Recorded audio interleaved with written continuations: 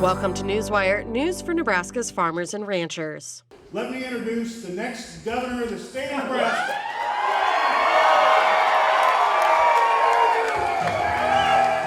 After a very tight and hard-fought governor's race, Nebraska Farm Bureau's endorsed candidate Jim Pillen came out on top to secure the Republican nomination. Nebraska Farm Bureau. Yeah! I could sing really loud for Nebraska Farm Bureau. NEFB endorsed Pillen 3 months before the primary election. Pillen credits that grassroots endorsement as a turning point in the race. Thank you, the endorsement of the Nebraska Farm Bureau and the belief in Jim Pillen with the Nebraska Farm Bureau members is really a big deal for the campaign. I want everybody to know, for me personally, our whole strategy from day one was how we're going to win is grassroots, handshake to handshake. And we were so touched to be endorsed by the Farm Bureau because you're exactly who we are, grassroots to grassroots. And so all I can say to all the Farm Bureau members is thank you.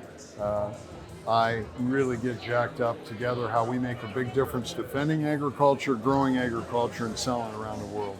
It's a big deal for the future of Nebraska. NEFB President Mark McCarthy says the next governor will have major issues to tackle, and rallying behind Pillen will help ensure that the issues facing agriculture remain a top priority. It's important that we have a governor that understands agriculture, but really at the very base, we need leadership that has character, integrity, understands Nebraska. And that's one of the things that's been so impressive to me about Jim Pillen is that he just gets it. He gets who we are, and that kind of leadership just can't be covered up by anything else, and that's the true person, and I think that's going to show up at the governor's office. So looking forward to working with him over the next number of years when he gets elected in November. We're ready for leadership to get things done in Washington. In another open seat race, NEFB endorsed candidate Mike Flood won the Republican nomination to serve the 1st Congressional District in the House of Representatives. Flood has been a strong advocate for Farm Bureau priorities such as tax reform, working to expand broadband and e-connectivity, as well as growing opportunities for economic development in rural areas. Well, first of all, thank you for coming to all the different Farm Bureau annual meetings. I went to meetings all across the 1st Congressional District. Some of the toughest questions I got asked about where I wanted to be as a congressman and where my ag policy positions were came from Farm Bureau members. I want to thank them for doing their homework, for listening to all the different candidates, and for making the decision to endorse me.